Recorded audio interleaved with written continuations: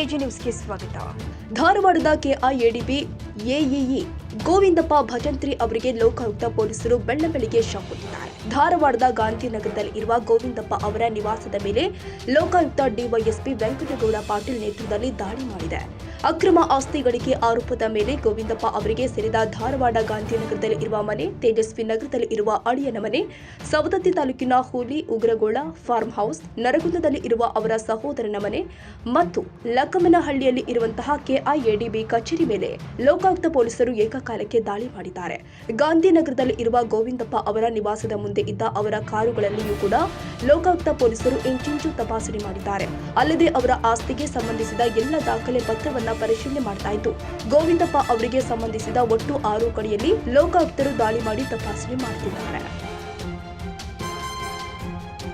ಕನ್ನಡಿಗರ ಮೆಚ್ಚಿನ ನಿಮ್ಮ ಎಜೆ 24/7 ನ್ಯೂಸ್ ಕನ್ನಡ ವಾಹಿನಿ ಇದೀಗ ಟಿವಿಯಲ್ಲಿ ಲಭ್ಯ.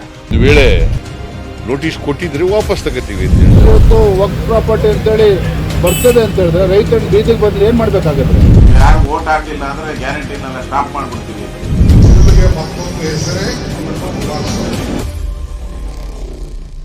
ಕರ್ನಾಟಕ ಮತ್ತು ದೇಶ ವಿದೇಶ 360 ಡಿಗ್ರಿ ಸುದ್ದಿ ಹಾಗೂ ಉತ್ತರ ಕರ್ನಾಟಕ, ಬೆಳಗಾವಿ, ಬಾಗಲಕೋಟೆ, ಧಾರವಾಡ, ಹಾವೇರಿ, ಗದಗ, ಬಿಜಾಪುರ ಜಿಲ್ಲೆಯ ಕ್ಷಣದ ವಿವರವನ್ನ ಪಡೆಯುವುದಕ್ಕೆ ಎಜೆ 24/7 ನ್ಯೂಸ್ ಕನ್ನಡ ವಾಹಿನಿಯನ್ನ ಲೈಕ್ ಮಾಡಿ, ವಿಡಿಯೋಗಳನ್ನ ಶೇರ್ ಮಾಡಿ, ಕಮೆಂಟ್ ಮಾಡುವ ಮೂಲಕ ನಮ್ಮ ವಾಹಿನಿಗೆ ಸಹಕಾರ ನೀಡಿ ಮತ್ತು ಚಾನೆಲ್ ಅನ್ನ ಸಬ್ಸ್ಕ್ರೈಬ್ ಮಾಡಿ.